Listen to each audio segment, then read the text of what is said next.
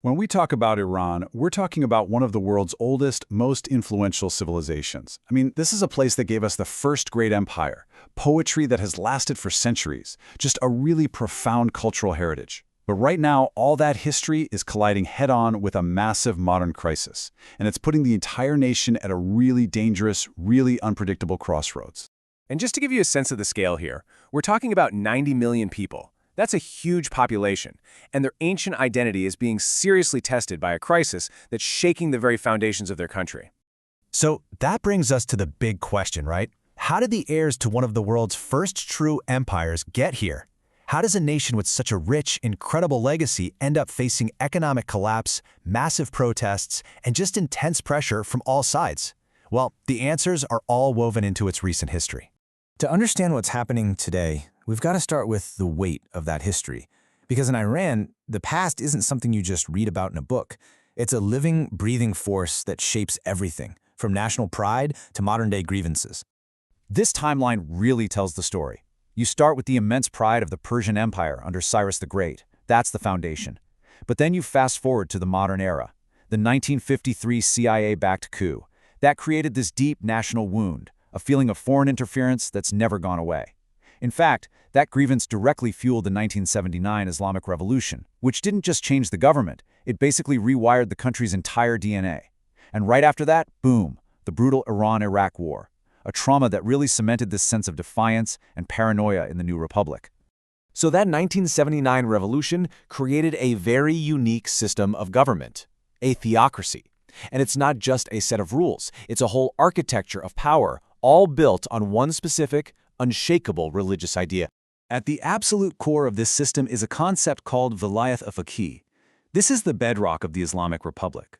What it means essentially is that all ultimate power, political, religious, you name it, rests with one person, the supreme leader. And here's the crucial part.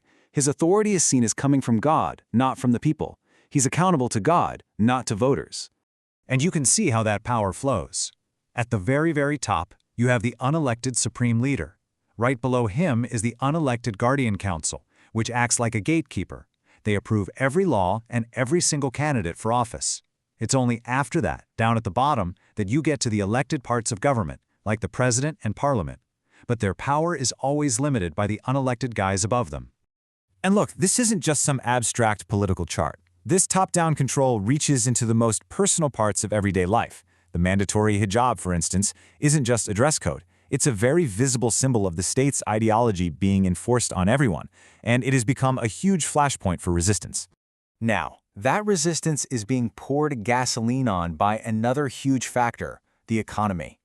This is the story of a nation that, by all rights, should be incredibly wealthy, but is instead facing a total catastrophic collapse.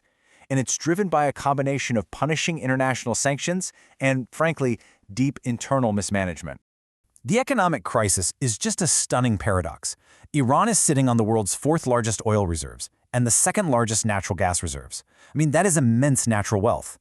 So it raises this really painful question. With all of these resources, why are so many people struggling just to get by? Well, part of the answer is finding out where the money actually goes. A massive chunk of the economy, over 30% of the state budget, is controlled by these so-called bunyads. They're huge religious foundations.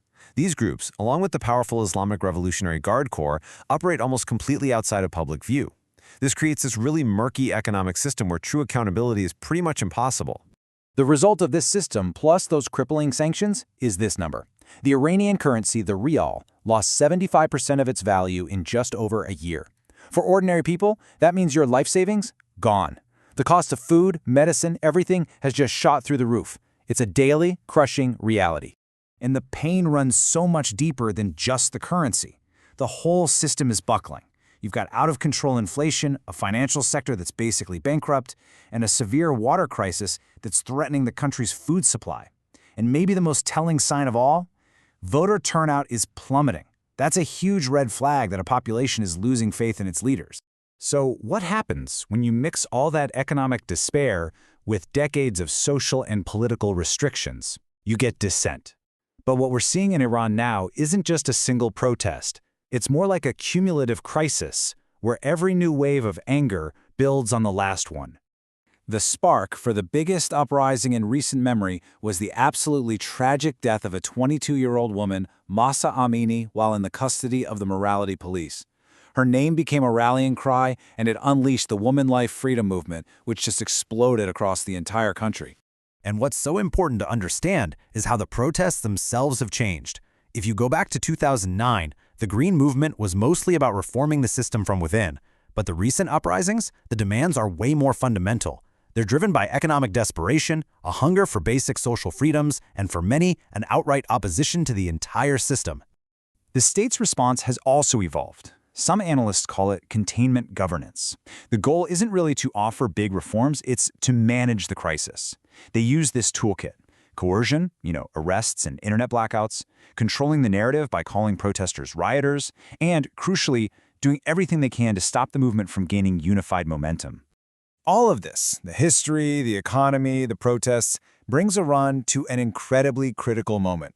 All of these crises are now converging on one single massive point of uncertainty that is hanging over the entire country's future. The man who has held the ultimate power in Iran for more than 30 years, Supreme Leader Ali Khamenei, is 86 years old, and by all accounts, his health is failing.